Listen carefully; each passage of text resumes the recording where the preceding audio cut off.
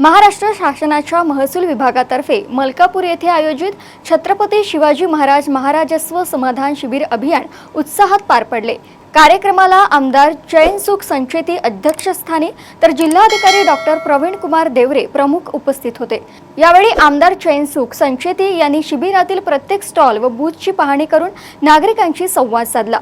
शासनाच्या योजनांचा लाभ शेवटच्या घटकांपर्यंत पोहोचवून नागरिकांच्या सर्व समस्या तातडीने निकाली काढाव्यात असे निर्देश त्यांनी अधिकाऱ्यांना दिले। शिबिरात शेतकरी दर्जा प्रमाणपत्र, स्वामित्व सनद, जिवंत सातबारा मोहीम, मुख्यमंत्री बळीराजा शेत पाणंद रस्ते योजना, सेतू दाखले, ई फेरफार आणि विविध शासकीय योजनांचा लाभ नागरिकांना देण्यात आला।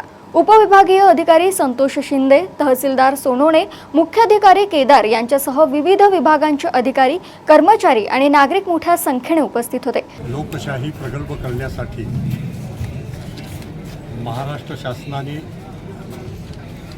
छत्रपती शिवाजी महाराज महाराजस्व अभियान हे राबवण्याचा निर्णय घेतला आणि महाराष्ट्रातल्या तमाम लाभार्थ्यांना जो शोषित आहे, पीडित आहे, दुर्लक्षित आहे, उपेक्षित आहे, आदिवासी आहे, कामगार आहे, मजूर आहे, शेतकरी आहे, शेतमजूर आहे आणि त्यांच्या विविध समस्या याचं निराकरण एकाच जागेवर करण्यासाठी त्यांनी छत्रपती शिवाजी महाराज महाराजस्व अभियानाचं आयोजन केलं। महाराष्ट्राचे लाडके मुख्यमंत्री आदरणीय देवेंद्रजी फडणवीस यांच्या जन्मोत्सव लक्षात घेता त्यांनी वाढदिवसाच्या निमित्तानं या सप्ताहामध्ये प्रत्येक विधानसभा क्षेत्रामध्ये, तालुक्यामध्ये महाराजस्व अभियानाचं आयोजन करण्याचा शासनाने निर्णय घेतला आणि त्याचबरोबर महाराष्ट्राचे लोकप्रिय महसूल मंत्री माननीय श्री चंद्रशेखरजी बावनकुळे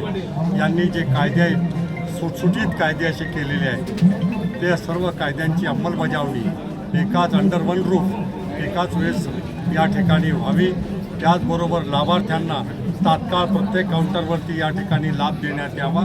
आज इथे हजारो लाभार्थी आलेले आहेत। त्यांना सर्व कृषी विभागापासून तर महसूल विभागातील सर्व पट्ट्यांचा वाटप आणि स्वराजस्व योजनेच्या अंतर्गत त्यांना आपल्या जागेचे मालकीचे पट्टे देण्याचा सुद्धा निर्णय शासनाने घेतला।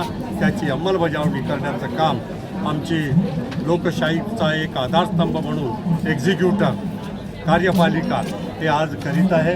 मी त्यांना सुद्धा मनापासून धन्यवाद देतो आणि त्यांनी ह्या कार्यक्रमाची अंमलबजावणी बिलकुल कोणताही व्यक्ती लाभापासून वंचित राहू नये याची काळजी घेऊन करावी अशा प्रकारची अपेक्षा त्यांच्याकडनं ठेवतो।